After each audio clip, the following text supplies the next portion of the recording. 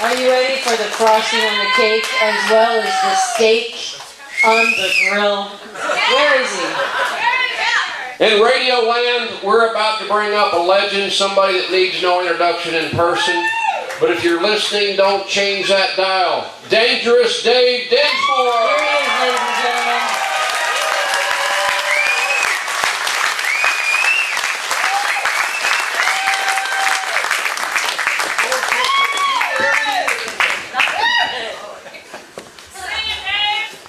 I see you now why you have your boot, pants inside your boot. Suppose it's getting deeper all the time.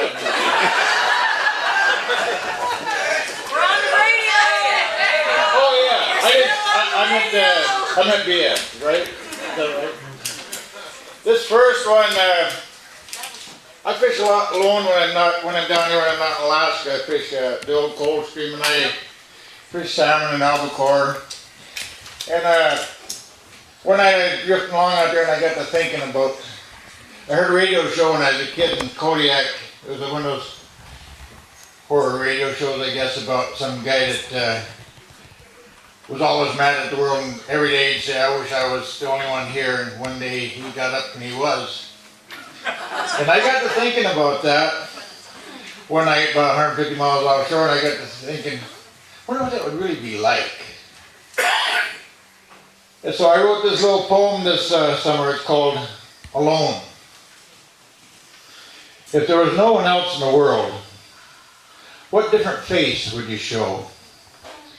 How much would you keep or discard if there was no one else to know? Would you still need that fine big house, or would a simple cottage do? Would you still want that flashy speedboat, or a simple rowboat now work just fine for you?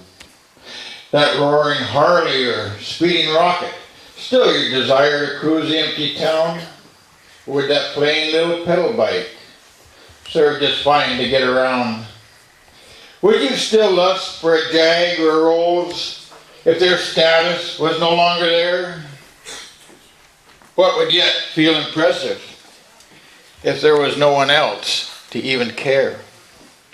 Or with that beautiful sailboat outbound from worry and care, would you even bother to leave for distant lands if you knew no one was there? Would the Bible, Quran, or Torah still hold your interest or be seen as just a waste of time? Would you still seek the truth if there was no one to share with your find? Would you still hold the civil ways or wild animal become if there was no one in the world to greet you when your day was finally done? Would you take up guitar, fiddle, or piano, or just for company and to cheer? Or would the music exasperate the ache for those no longer there? Would the loneliness drive to suicide, your very soul to destroy? Or would you simply see the whole world's now your toy? What do we really hold inside of us? What lies at our very core? Would you stop the quest for possessions or just reach for even more?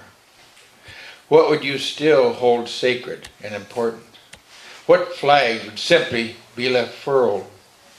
What would really show inside of you if there was no one else in the world?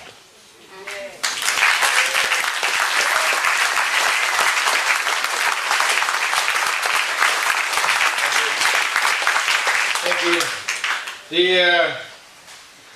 It's funny, sometimes you, no matter how good things are going, it just seems like there's more problems than it's worth almost, and you look for inspiration. Sometimes it comes in the strangest places.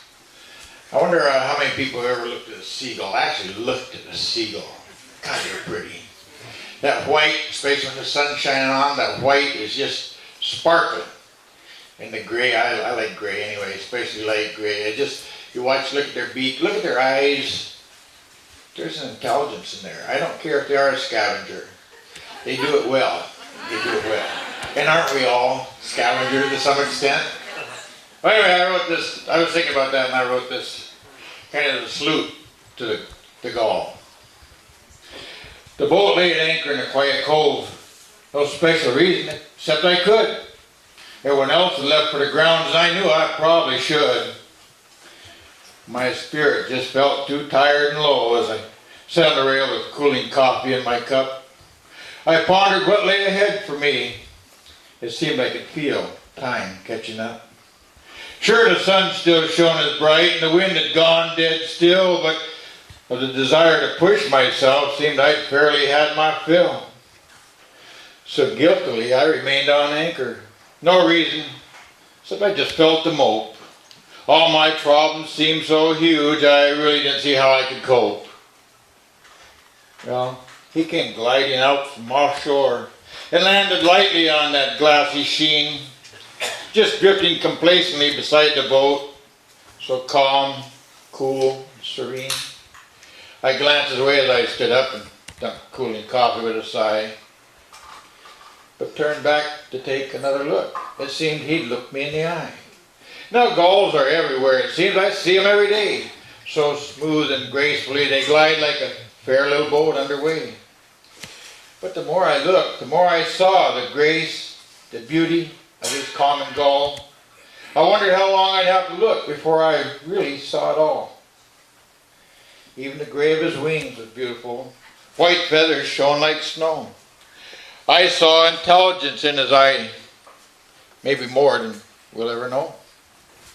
Hell, he'd weathered life's threatening storms, always scrounging for a meal. So many threats to his well-being made my problems seem no big deal. I swear he cocked his head at me and gave a very gullish grin. And I realized this taking time for me really wasn't such a sin. So there we swung at anchor, my boat, that little gull and me. He gave me a special gift that day. And I'm very blessed.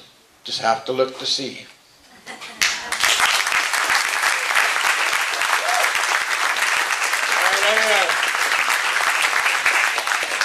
I'm running out of steam here. I'm going to need some help with this.